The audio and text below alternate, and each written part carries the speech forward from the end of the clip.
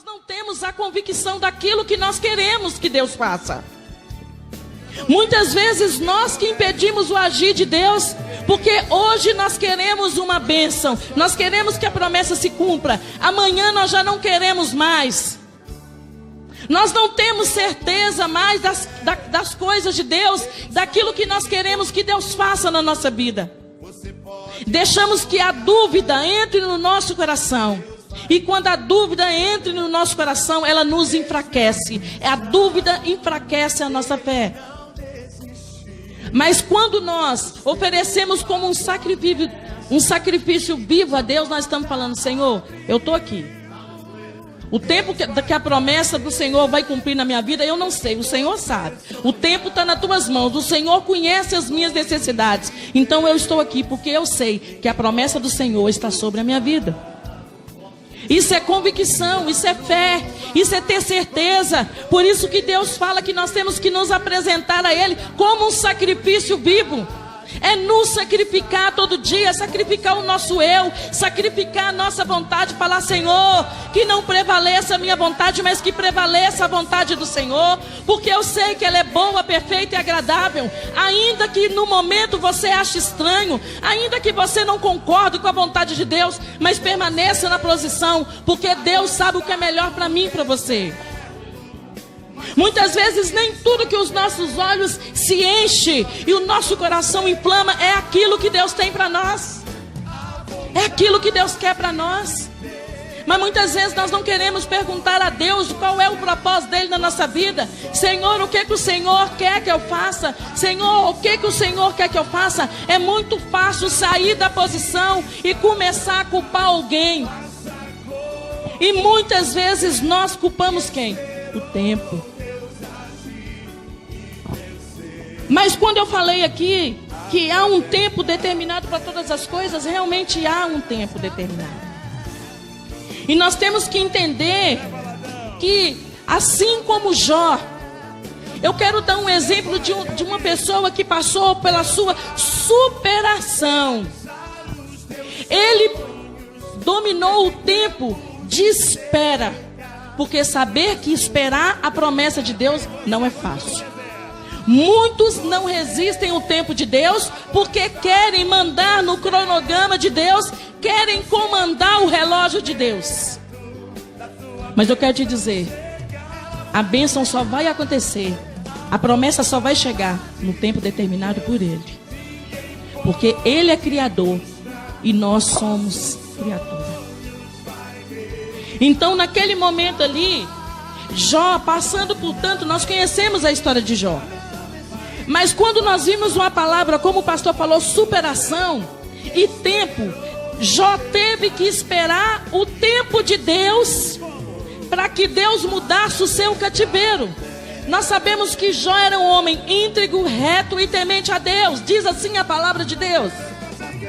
Mas chega um tempo na vida de Jó que ele foi provado. E Jó não tinha como ir nem para a direita nem para a esquerda. Ainda que seu corpo estava cheio de bicho. Mas ele sabia que no tempo determinado por Deus, Deus iria mudar a tua história. No livro de Jó, capítulo 42. Eu gostaria que você abrisse aí para mim. Livro de Jó, capítulo 42. Do versículo 10 ao 16. Vamos ver como Deus trabalhou no tempo de superação, de angústia de Jó. Jó teve o seu tempo de angústia, Jó teve o teu tempo de humilhação, Jó teve o teu momento de crise, de autocrítica, de auto se perguntar o que eu fiz para merecer isso. Mas eu sei que tudo pode, Senhor, e que nenhum dos teus planos podem ser frustrados. Jó sabia que no tempo determinado, a mão de Deus iria mover ao teu favor. E assim aconteceu no tempo determinado para Deus. A promessa de Deus de restituir a vida de Jó, ela chega aqui no capítulo 42 de Jó. E diz assim, do versículo 10 ao 16. Depois que Jó orou por seus amigos, o Senhor o tornou novamente próspero e lhe deu em dobro tudo o que tinha antes. Todos os seus irmãos e irmãs e todos os que haviam conhecido anteriormente vieram comer com ele em sua casa. Eles o consolaram e o confortaram por todas as tribulações que o Senhor tinha trazido sobre ele. E cada um lhe deu uma peça de prata, um anel de ouro. O Senhor abençoou o final da vida de Jó mais do que o início. Ele teve 14.000 ovelhas, 6.000 camelos, 1.000 juntas de boi e 1.000 jumentos. Também teve ainda 7 filhos e 3 filhas. A primeira filha deu o nome de Gemina, a segunda de Késia e a terceira de Queren-Apuque. Em parte alguma daquela terra havia mulheres tão bonitas como as filhas de Jó. E seu pai lhes deu herança junto aos seus irmãos. Depois disso, Jó viveu 140 anos. Viu seus filhos e os seus descendentes até a 4ª geração. Então morreu em idade muito avançada. No tempo determinado, Deus mudou o cativeiro de Jó. Às vezes hoje você está aí se perguntando para você mesmo: a minha vida está assim, a promessa que Deus me prometeu, Deus vai trazer ao teu coração aí agora, a tua mente. Deus vai trazer agora a sua memória, que o Espírito Santo de Deus comece a trazer. Não importa quanto tempo tem a promessa de Deus. Às vezes você está aí falando assim: acho que não vai se cumprir. Deus está falando: vai sim se cumprir. Você não vai fechar os olhos antes que essa promessa de Deus se cumpra na sua vida. Uma por uma das promessas que Deus te prometeu, ela vai se cumprir na sua vida. E eu determino que esse novo tempo chega hoje, sobre a tua vida, sobre a tua casa e sobre a tua família, no nome de Jesus. Aqui nós vimos que outro também, que sobre esperar o tempo de Deus. Há um tempo determinado para todas as coisas, e há. Sobre a vida de Abraão não foi diferente. Lá no livro de Gênesis 12, do versículo 1 ao 3, Deus chama primeiro Abraão. Deus abençoa Abraão. A bênção chega sobre a vida de Abraão. Só que aqui no capítulo 13 de Gênesis, do versículo 14 ao 17, é diferente. Depois que Deus faz uma aliança com Abraão, Deus já pega aqui no livro de Gênesis, no capítulo 13, do versículo 14 a 17, aí já não há mais uma aliança, mas há uma promessa de Deus sobre a vida de Abraão. Abraão tinha a promessa de Deus, e Deus fala: se tu podes, conte a areia da praia, conte as estrelas do céu, porque assim eu vou te abençoar a tua descendência. Aonde você for, te darei por herança. O Senhor faz promessa sobre a vida de Abraão. E no tempo determinado, Abraão passa anos para que a promessa de Deus se cumpra. Mas a promessa de Deus se cumpre na vida de Abraão. Uma das promessas que Deus prometeu para Sara e para Abraão era Isaac. Essa promessa de Deus, no tempo determinado, ela se cumpriu. Então eu quero te dizer hoje: não desanime, não se prostre diante das dificuldades. Quando as nossas promessas, quando a promessa de Deus está para chegar sobre a nossa vida, aumenta o cansaço, aumenta a fadiga, aumenta a tribulação. Mas o Senhor manda te dizer: tenha bom ânimo, porque eu venci o mundo e você vai vencer também. Deus, Ele tem um plano na sua vida, e Satanás não vai frustrar os planos que Deus tem na sua vida. Você não é obra do acaso, você é um escolhido de Deus. Você é uma escolhida de Deus. No tempo certo, a promessa de Deus, ela vai se cumprir na sua vida, porque é um tempo determinado. Deus já determinou o tempo da sua promessa. Outra pessoa aqui que nós vimos aqui, como eu falei, na vida de Abraão. Abraão, tantas promessas, mas hoje nós podemos contemplar as promessas que Deus fez na vida de Abraão. Muitas vezes nós não entendemos o porquê de um tempo determinado para que a bênção de Deus, ela se cumpra na nossa vida. Muitas vezes entra um questionamento no nosso coração e nós não queremos perguntar para Deus: Senhor, qual é o teu propósito na minha vida? Mas o que muitos fazem? Saem debaixo da promessa de Deus e viram as costas para o Senhor.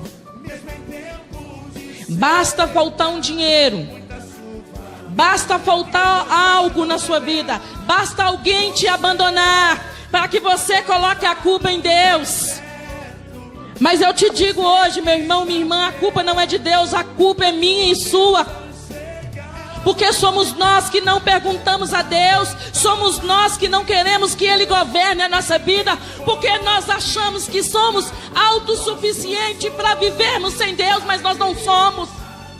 A própria Bíblia diz que somos caco atrás de outro caco. Mas muitas vezes o nosso ego, o nosso eu tem falado mais alto. Eu sou melhor do que fulano, eu me acho melhor do que fulano. Irmãos, se a Bíblia diz que nós somos um caco atrás de outro caco, eu não quero ser melhor nem pior do que ninguém. Porque não existe outra Joselita, não existe outra Ellen, não existe outro pastor Alessandro, nem pastor Sérgio, nem pastor Leandro. Sabe por quê? Porque Deus só fez um. Nem as nossas digitais são iguais. Então está chegando um tempo da igreja buscar viver o sobrenatural de Deus. Pastora, mas eu tenho conta para pagar, eu tenho que trabalhar. Amém. Eu também tenho. Mas tire mais tempo para Deus. Administra mais o seu tempo. Inclua Jesus nesse tempo. Porque muitos têm administrado o seu tempo, mas Jesus tem ficado fora desse tempo. Eu tenho tempo para isso, eu tenho tempo para fulano, eu tenho tempo para ciclano, eu tenho tempo para fazer isso. E o tempo para Deus? O tempo todo Deus está ali do teu lado e falando, eu estou aqui. Conte para mim o teu problema. Mas queremos ir para a rede social, nós queremos ir para o vizinho, nós queremos ir para fulano, para ciclano. Irmãos, nós mesmo impedimos o agir de Deus na nossa vida. Vamos parar, como diz aí fora, de tampar o sol com a peneira e jogar a culpa em Deus. O erro é meu, o erro é seu. Nós estamos prostrados. Já começou 2018 e tem gente que parece que ainda não acordou. Janeiro está acabando. O que você já determinou o seu tempo para Deus? O que você quer que Deus faça? Você já fez o teu planejamento para que Deus faça na sua vida? Ah, mas esperar o tempo de Deus é sempre bom dar uma ajudinha, porque Deus demora tanto. Não. Ele tem a hora certa para chegar. Ele tem a hora certa de nos colocar nas nossas mãos a bênção. Como eu falei, há um tempo de amadurecimento. Nós precisamos estar maduros. Precisamos estar convictos, seguros, para que a promessa de Deus ela não saia debaixo da nossa vida, para que nós possamos desfrutar das promessas de Deus. E as promessas de Deus, elas são eternas. Eu quero te dar um exemplo de alguém que no livro de João, no capítulo 5, não fala do tanque de Betesda. Quando eu estava preparando essa pregação, quando eu estava tomando banho para vir para a igreja, o Senhor me deu esta revelação. Irmãos, em João 5, nos fala do tanque de Betesda. A palavra de Deus fala que havia 5 pavimentos, porque lá havia milhares de pessoas enfermas. Mas a Bíblia relata um homem que era coxo, que era aleijado. E eu tomando banho, o Espírito Santo de Deus, quando trouxe essa revelação para mim, eu falava, Senhor. E Deus falou assim, eu tenho um tempo determinado para fazer na vida de cada um dos meus filhos. E eu falei com o Senhor, mas por quê? João 5, porque o coxo, o aleijado do tanque de Betesda. E Deus falava comigo, 38 anos. Foi o tempo que aquele homem esperou. A Bíblia diz que em determinado tempo vinha um anjo, descia e agitava as águas. Não é isso? E o primeiro que mergulhasse naquelas águas, ele era o quê? Hein? Ele era curado. Lá havia milhares de pessoas.